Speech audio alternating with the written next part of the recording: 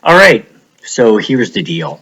Normally, you'd be able to get my journal entry by going onto Facebook, but I'm suspended from using Facebook for 3 days because I told the truth about toxins being in vaccines, masks, and swabs. On the 5th of November, 2021, they just got around to punishing me for exercising my freedom of speech. So here is today's entry, January 27th, 2022. So today, one day before a weekend night, I'm struggling with what to do next. I know what I have to do in order to free myself. It's just not wanting to. Doing that, though, could put me in danger. Still to this day, I don't understand why people would want this thing, R&M, around. As soon as the shoe were on the other foot, I'm sure everyone would agree that it's no good. It's only the insane and power-hungry who think bodily controlling everyone on the planet is a good thing. You'd have to experience being a slave to fully understand. I don't know where the world got off the wrong exit, but everyone is lost, and I fear for the future. Normally, I'm optimistic and have faith, but the longer I struggle to gain support in ending R&M, the more doubt I have that God's will win on the planet. Man makes too much happen. He busies himself thinking he's important and forgets his connection to nature and the earth and a power greater than himself. Because we are lazy, a few have decided for us all to put technology and computers in charge. What a sad state of affairs. The ultimate turning in ourselves for something fake and artificial instead. Who cares if it's better or not? I want to experience my own feelings and emotions. That is living, and we better get to it instead of passively watching the world go by as if we're in front of a TV set. Well, I'm in Facebook prison for 72 hours for posting about toxins in the COVID-19 vaccines, masks, and swabs. The post is from November 5th, 2021. At the rate things are going, all my Facebook accounts will be removed within a month. I just can't seem to get a break. I really need one now to lift my spirits. I don't know how much further I can really travel and speak out for something nobody wants to support. I'm not like most people, though. Nope, I'll stand up for what's right, even if I'm the only one doing it. My morals, ethics, character, and integrity are all intact and working just fine. I am curious about every single person connected to using R&M, though. Their constitution isn't the constitution we all agree is in place in our country. It's too bad I can't type out. It's too bad I can't type about any of my journal for 2 days and 22 hours. It'll give me a chance to call the senators and search for a lawyer. These two things are very important. The more vocal we make ourselves, the more likely we are to get coverage of the story about electronic harassment. The story is too big not to break. Maybe my lawyer will have some hand in getting the media to finally help with my situation. They don't need to cover the story about RNN. It'd be nice if they did. They could just do an expose of V2K. That could help future ties to not becoming misdiagnosed. I wonder if my captors want to change, but are being told no, they can't. There is a real possibility that my captors are in fact slaves as well, but think they're in control. They're in control of me, but that's about it. They've gotten much better at controlling their anger, and I suppose they are also in control of how they respond to issues that come up in their lives. We cannot control people, places, or things. My government is trying very hard to have complete control over the people.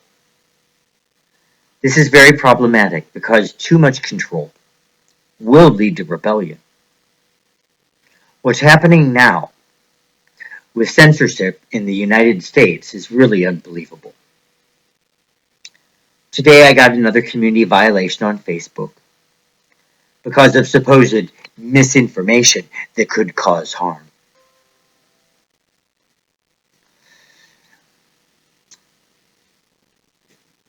Exercising my freedom of speech resulted in being punished by Facebook.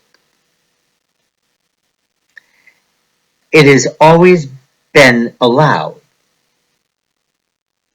to have a differing opinion than the government's. There was never a thought in people's minds that they would somehow have a negative consequence for voicing a contradictory statement from the government's narrative.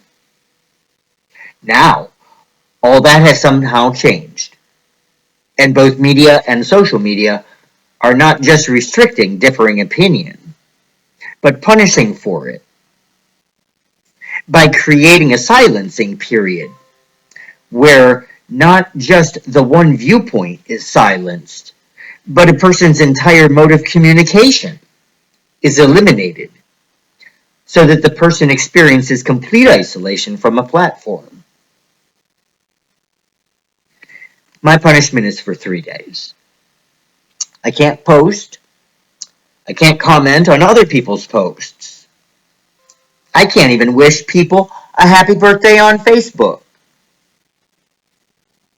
The crazy thing is that I'm completely correct about reporting toxins in all 3 things. Facebook says my misinformation could cause harm, when in fact, if people follow my advice, they will live longer. The propaganda of the government narrative is really the misinformation. I'm shocked that companies, in tandem with government, would violate such basic and democratic liberties and not have any open discussion about which opinion is correct. What that scarily means is that it looks like the government is doing these follies and screwing up on purpose. The fact is that the government couldn't have made this many mistakes on accident. It's as if it's planned and purposeful, aimed at stealing the people's rights. I made Spanish rice for dinner and was sitting in my chair in the kitchen eating when I heard a knock on the door. It was NetScare. Last night, the police, and tonight, a mental health facility. Both groups said they received phone calls concerned about my mental health. Netscare couldn't tell me who called them. They said it was anonymous.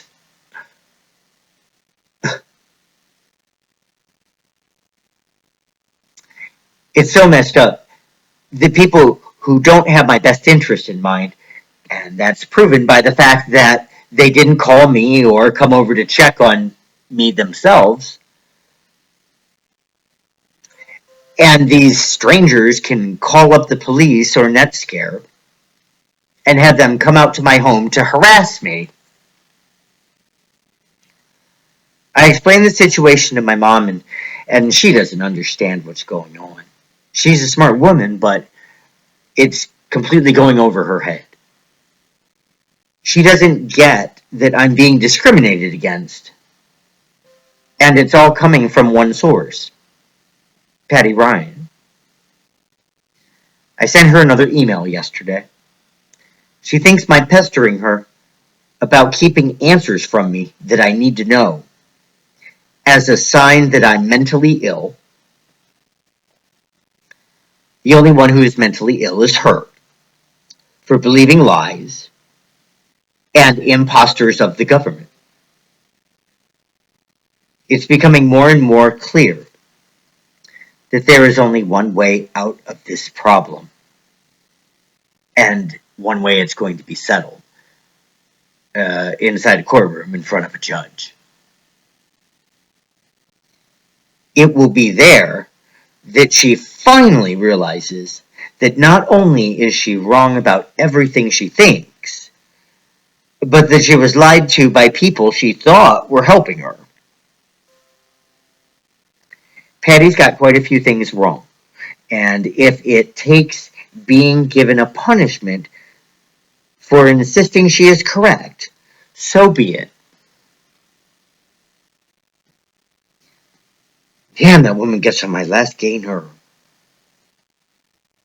I'm glad I dodged another loss of freedom today. So far, I'm 2 for 2. I wish I didn't have to stand at bat and run to first base each time. It's exhausting, and quite frankly, I just want to be left alone. Patty better change her tunes soon, or I'll make sure she's singing taps instead. That woman has some nerve. I'd call the police and tell them about the abuse of power and harassment, but according to them, it isn't a police matter. Oh my God. I'm living in the middle of hell, and Patty's blocking one exit, and the police are blocking the other. Last night, early in the morning, Patty got a delivery at 4 a.m. from a nice dark SUV. I know it wasn't the projection times because I watched the vehicle come into the neighborhood on my security camera. I just happened to be watching at the same time. And there were two things that told me it was not them delivering a newspaper. One, it didn't stop anywhere else on the block. And two, it didn't follow the normal delivery route of Midgard and then Woodbine, which gets dropped off at 4 houses. The first house is Bernie and Mullane, and then across the street to Dawn. Then they do a U-turn and drive up Woodbine, where one person gets out for Patty's, and then the other person gets out for Mr. and Mrs. Missingley. So those are the people that get the paper in my neighborhood.